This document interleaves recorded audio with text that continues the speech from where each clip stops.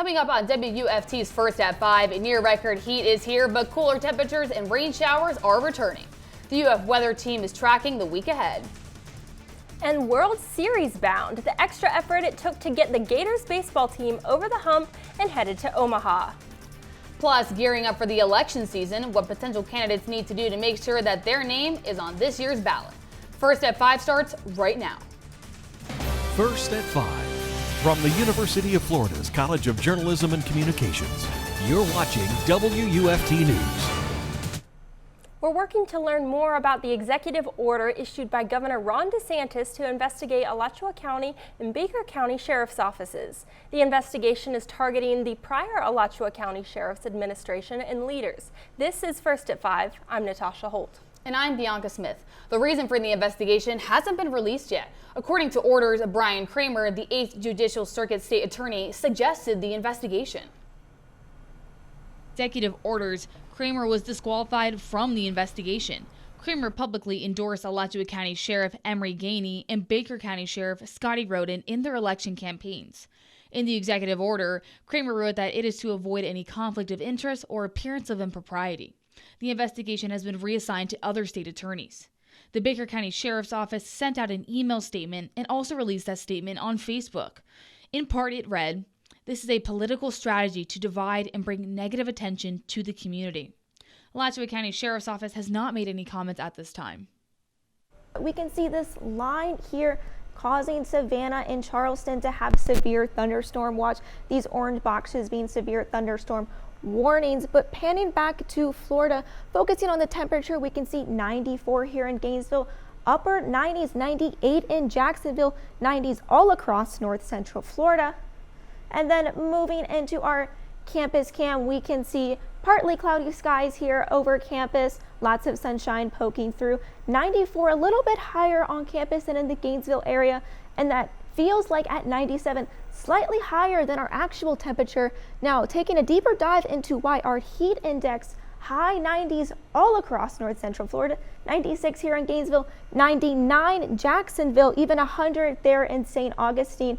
And then coming up, we can see we can expect a break from the heat as storms will start tomorrow and expect a wetter week coming up into the later week. In an instant classic, the Gators baseball team is now headed to the College World Series. And their series win over Clemson was not without a little drama on a Sunday afternoon.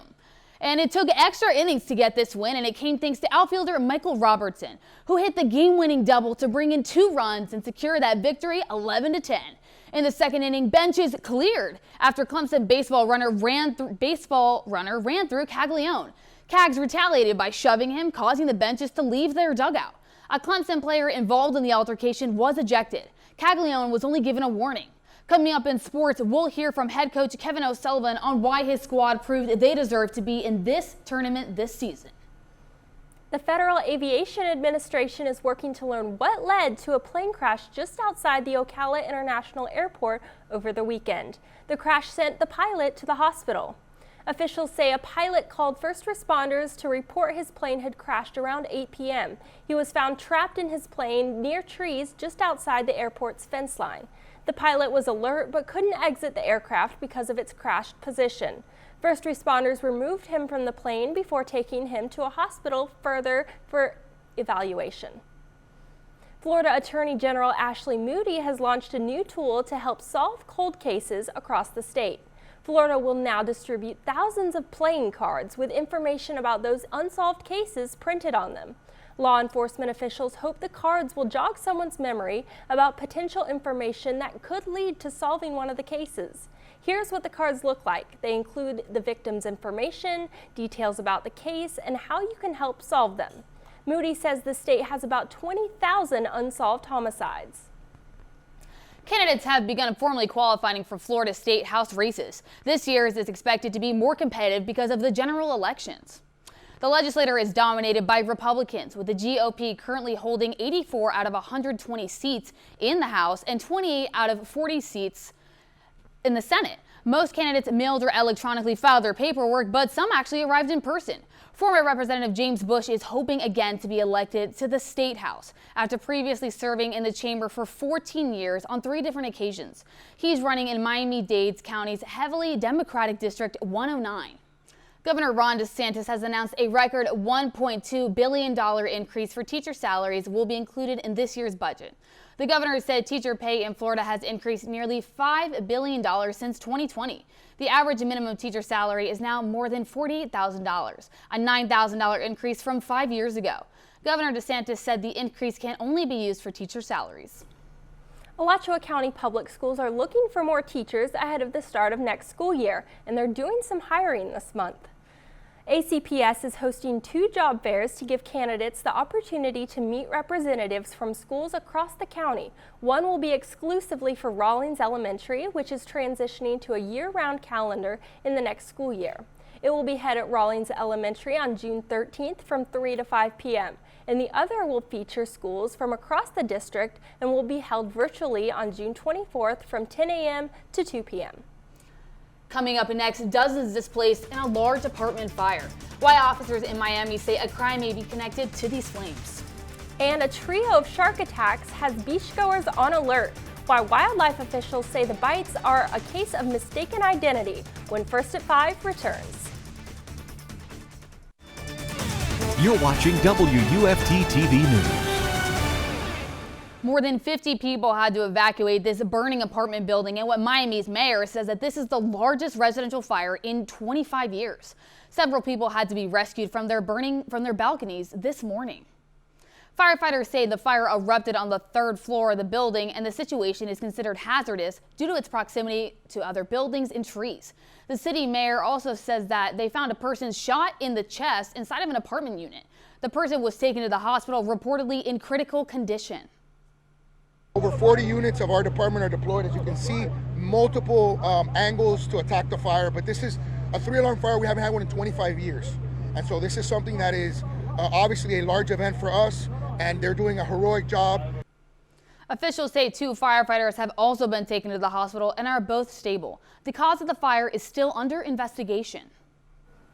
Florida fire officials are warning beachgoers to exercise caution after 3 people were injured in 2 separate shark attacks. The attacks happened just 1 day apart in the Panhandle. The first shark attacks happened Friday in Walton County within 2 hours of each other and less than 5 miles apart. A 45-year-old woman was hurt, and then 2 teenage girls were attacked. All 3 victims were rushed to the hospital with severe injuries. Purple flags are flying to warn folks of dangers of marine life. Biologists say the cause of the attacks this time of year could be a case of mistaken identity. This time of the year, there's quite a bit of bait fish very close to the shore. And sharks are attracted to that. It's their normal prey, and they'll move inshore to feed on that. So it's just one of these incidences where just because of, again, there's a lot of bait in the water, or the visibility of the water is very poor, that the shark became confused and mistaken a person for its natural prey. Experts say you're much more likely to be struck by lightning than be bitten by a shark. Gas prices are continuing to drop, and AAA says that they are the lowest since February. The state average declined over the last 2 weeks, dropping a total of 25 cents during that time. The Auto Club says Sunday's state average was $3.30 per gallon. Gas is now 9 cents less than it was this time last year.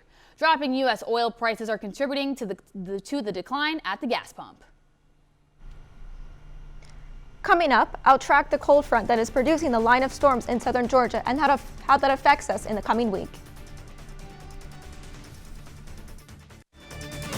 You're watching WUFT-TV News. Welcome back. Taking a glance at our top heat index, we can see triple-digit numbers across the state of north central Florida. We can see 102 here in Gainesville, 104 Daytona, 101 up in Jacksonville. And moving into our high so far for today, 94 in Gainesville. On our western coast, we can see slightly lower numbers, 90 in Cedar Key and Crystal River, and then the upper 90s there in Jacksonville and St. Augustine, even 97 over in Tampa. And then looking over at Century Tower, we can see it is slightly higher on campus at 94 degrees than in the Gainesville area. We can see our feels like is 97 degrees, a little bit higher than the actual. And then looking into our hour by hour, we can see it is still going to be hot at 7 p.m. at 91. And then going into your evening, we can see temperatures down only until the mid 70s. And then at 5 a.m., we can see that chance of rain start to go up at 20%. And then taking a glance back at our storm tracker for those scattered storms here in southern Georgia, we can see the cause of this is due to the cold front moving in from southern Georgia into Florida.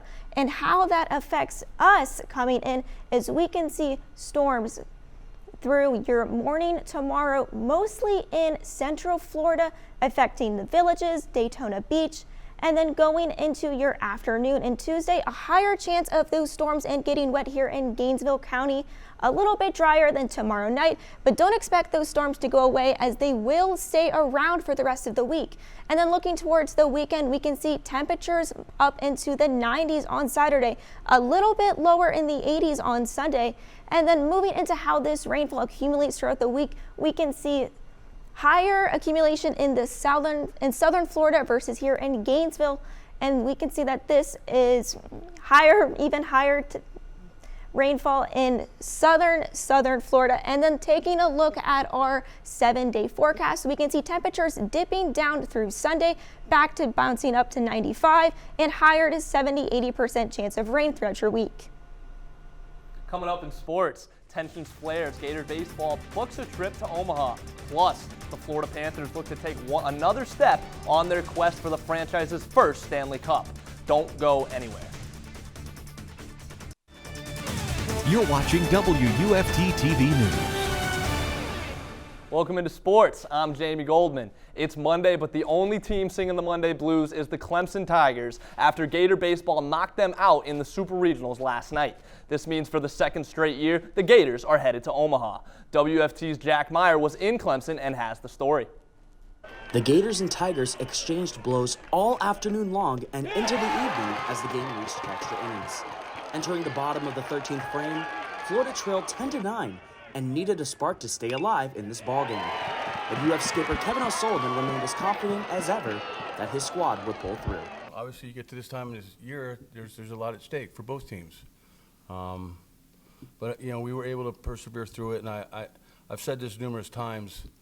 We had put ourselves in position to where we needed to get over the 500 mark to qualify for the tournament, and honestly, the last month of the year, we've been playing pretty much playoff baseball. Every game mattered. In the end, redshirt sophomore Michael Robertson would end up playing hero for the Gators. With the bases loaded and one out on the board, Robertson drilled a ball into deep left field for a game-winning 2 RBI double. After entering the weekend as sizable underdogs, the Florida Gators had pulled off the upset of all upsets to advance to the College World Series. Yeah, I mean, I just, looking for something up in the zone, good pitch to hit. It was there. I was able to put a good swing on it, and I thought I got enough barrel for it to find a gap, and it did. But obviously none of that happens without the guys in front of me. So just super proud of this group of guys, and can't wait to keep rolling. After finishing the 2024 regular season with a 28-26 record, the Gators have turned into a modern-day Cinderella story. They are now Omaha-bound for the 14th time in program history. Florida will look to avenge its loss in last year's College World Series finals against the LSU Tigers. While the odds may still be against them, the Gators have made it clear that they will not go down this year without a fight.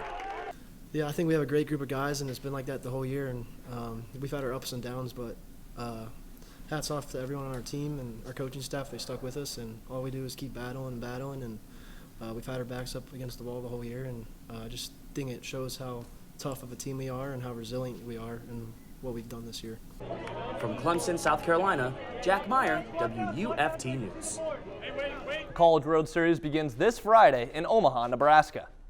The Gators will face Texas A&M in their first game in Omaha. Also on the Gators side of the bracket is Kentucky, who defeated Oregon State in the Super Regionals. They'll face the winner of Georgia versus NC State, which will take place tonight at 7. On the other side of the bracket, Tennessee will face Florida State, and Virginia will take on North Carolina. Moving to track and field, the Gators impressed and took home some hardware at Nationals in Eugene, Oregon this past weekend. Starting on the women's side, Parker Valby is in the middle of a generational run of track and field. After not just winning, but breaking her own record in the outdoor 5,000-meter event, Valby has become the first female athlete ever to win 5 national championships in one academic year. Moving over to men's Gators track and field, they left their mark in Eugene as well, winning the outdoor national championship with an overall score of 41. The Gators were able to outscore Auburn by 1 point and get the win. This marks the 3rd consecutive year that Mike Holloway's squad has won the outdoor national championship. Holloway has now won a total of 14 national titles while at Florida. One final note before we go today. After much speculation, Dan Hurley will return to UConn and decline the offer to be the Los Angeles Lakers head coach. I mean, why would he take it? He is having so much fun over there. Yeah, I mean, especially after back-to-back national championship wins. Speaking of wins, let's see if we have some winning weather coming up. Well, unfortunately, the forecast is looking like hot and rainy the rest of the week. 93 is your high tomorrow, and then slowly decreasing through Sunday. And then Monday, expect those temperatures to pick back up with a high of 95. But for the rest of the week, expect those temperatures to be 70 to 80%. Thanks for joining us. We're back here tomorrow for another edition of First at 5. But your North Central Florida news is always on at WUFT.org and all of our social media platforms. Have a good night.